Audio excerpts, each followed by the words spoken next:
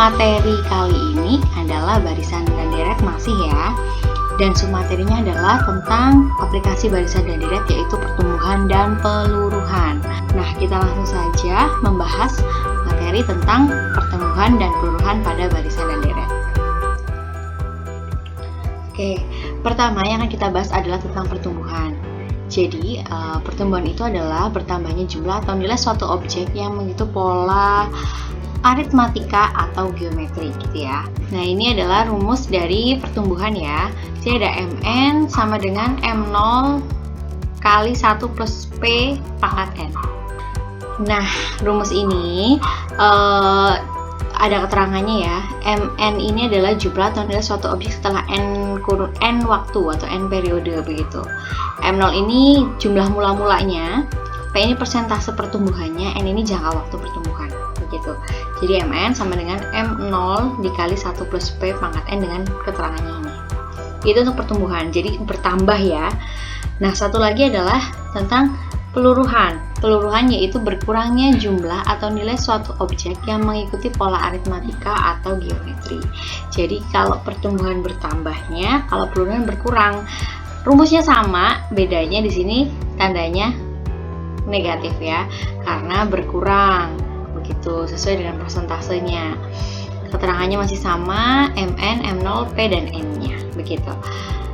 Nah, bagaimanakah contoh soalnya? Itu penduduk suatu kota berjumlah 100.000 jiwa pada tahun 2015. Tingkat pertumbuhannya 4% per tahun. Hitunglah jumlah penduduk kota tersebut pada tahun 2025.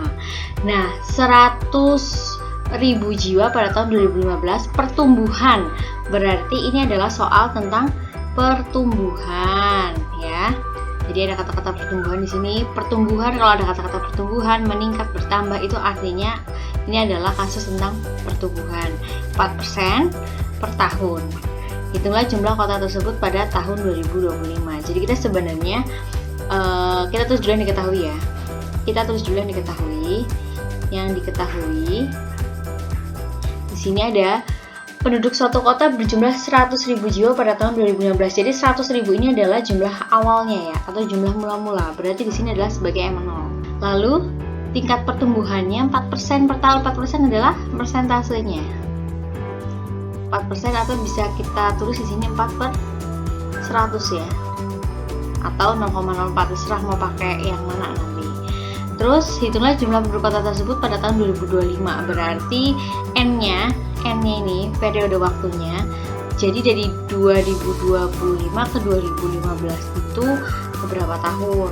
Jadi 2025 dikurang 2015 gitu. Sini 10 tahun ya. Jadi N-nya adalah 10. Nah, yang ditanya adalah jumlah saat 2025 ya, berarti jumlah akhirnya, atau M setelah 10 tahun. Jumlah setelah 10 tahun, M10. Ini yang ditanyakan. Oke, masih ingat tadi rumusnya adalah Mn sama dengan M0 dikali 1 plus P pangkat N ya, begini ya. Oke, ini rumus pertumbuhan. Nah, kita tinggal plot aja. Tinggal kita taruh aja di sini. Berarti di sini adalah Mn sama dengan M0 dikali 1 plus P pangkat N ya. M10 berarti ya. M10 sama dengan M0 nya 100.000. 1 plus P. P nya bisa pakai pecahan biasa, bisa pakai pecahan desimal. Saya pakai pecahan desimal aja. N nya 10. Oke. Sini berarti 100.000. 1 tambah 0,04 jadi 1,04 pangkat 10 sama dengan 100.000. Oke, 1,04 pangkat 10 di sini hasilnya adalah jadi 1,48024.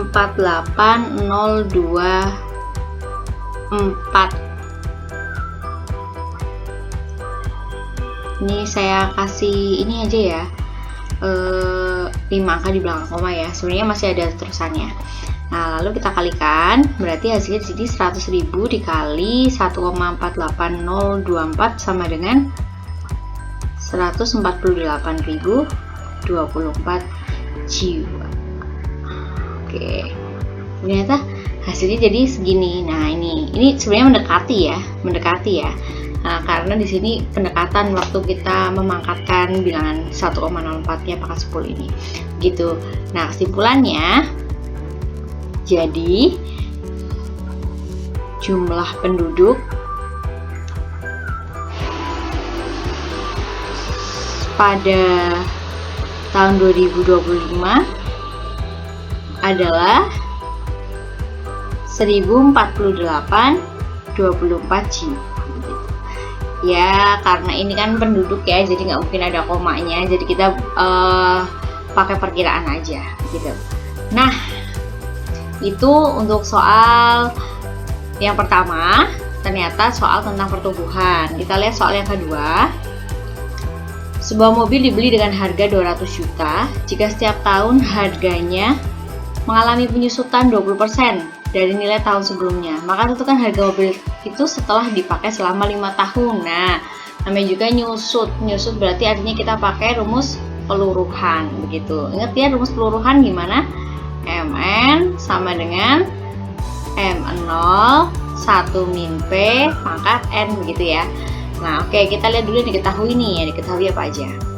Yang diketahui adalah mobilnya dibeli dengan harga 200 juta, berarti harga mula-mulanya adalah 200 juta rupiah.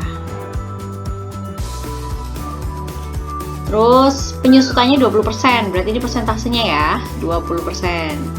Atau sama dengan 20/100, atau pakai ini juga bisa, 0,20 atau 0,2 ya. Terus maka tentukan harga mobil dipakai selama 5 tahun, berarti N-nya sama dengan 5 tahun.